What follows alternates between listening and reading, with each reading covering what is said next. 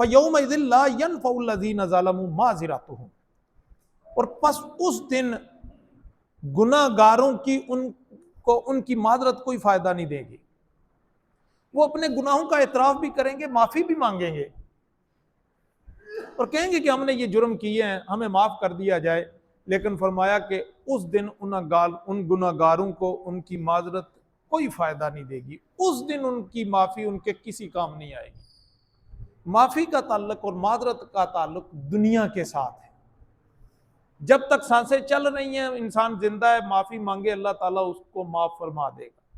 لیکن حشر کے روز وہ معافی بھی مانگے، ترلے بھی کرے، منتیں سماجتیں بھی کرے گا، لیکن اس کی منتیں سماجتیں اس کے کسی کام نہیں آئیں گی، نہ اللہ اس پر رحم فرمائے گا۔ وَلَا هُمْ يُسْتَعْتَبُونَ، اور نہ ہی ان سے کہا جائے گا کہ تم ہمیں راضی کرو۔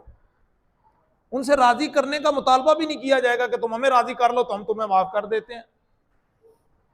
یہ ایسی بھی کوئی بات نہیں ہے، یعنی نہ ان کی معذرت قبول ہوگی، نہ انہیں کہا جائے گا کہ ہمیں راضی کر لو کسی شکل میں تو ہم تمہیں معاف کر دیں۔ اس دن اس طرح کی بھی کوئی صورت بچ نکلنے کی نہیں ہوگی۔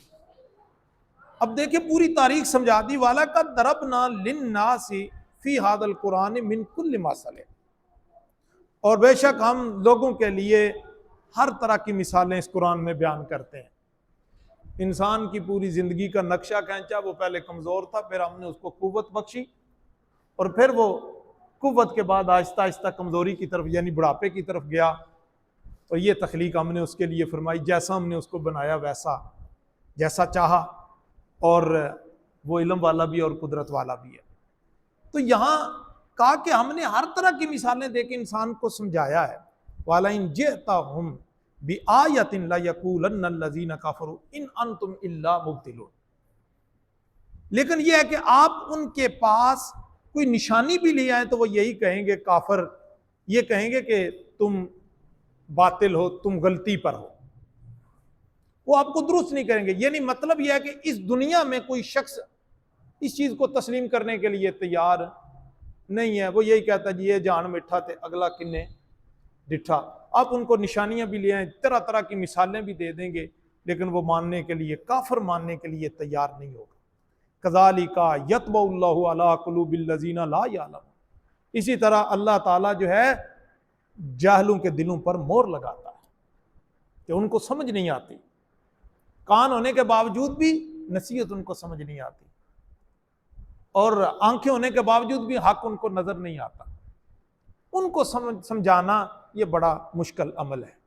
فاصبر ان وعد اللہ حق، پیارے نبی صلی اللہ علیہ وسلم آپ صبر کیجئے، اللہ کا وعدہ حق ہے، اس کا وعدہ سچا ہے کہ وہ ان کو اپنے عذاب سے دو چار کرے گا۔ جو اس کے نافرمان ہیں اس کو اس نے عذاب دینا ہی دینا ہے، یہ اس کا وعدہ ہے، سچ ہے، اور یہ اپنے انجام کو پہنچیں گے، لیکن آپ سے تقاضا صرف یہ ہے کہ آپ صبر کیجئے۔ وَلَا يَسْتَخِفَنَّكَ الَّذِينَ لَا يُوقِنُونَ، کہیں یہ جو لوگ یقین نہیں رکھتے وہ لوگ آپ کو جلد بازی میں نہ لے آئے، یعنی ان کی باتوں سے، ان کے انکار سے کہیں آپ طیش میں نہ آ جائیے، اور آپ کہیں جو ہے وہ ان پہ آپ پریشان ہو کر اور ان سے قلق محسوس کر کے، ان سے تکلیف میں ہو کر کہیں آپ ان کے لیے بددعا نہ کر دیں۔ تو پیارے بھی صلی اللہ تعالیٰ علیہ وآلہ وسلم آپ بالکل صبر کیجئے، ان کا انجام جو انکار کرنے والوں کا ہے اس سے انہیں دو چار کیا جائے گا، بس آپ صبر کیجئے، آپ جلد بازی سے کام نہ لیجئے، آپ ان کے لیے بددعا نہ کیجئے۔ اللہ تعالیٰ نے ان کے لیے جو عذاب کا وقت لکھا ہے اس وقت ان کو اس عذاب سے دو چار کر دیا جائے گا۔ اللہ تعالیٰ سے دعا ہے اللہ تعالیٰ ہمیں سمجھنے کی اور عمل کرنے کی توفیق عطا فرمائے۔ وما علیہ الا البلاغ المبین۔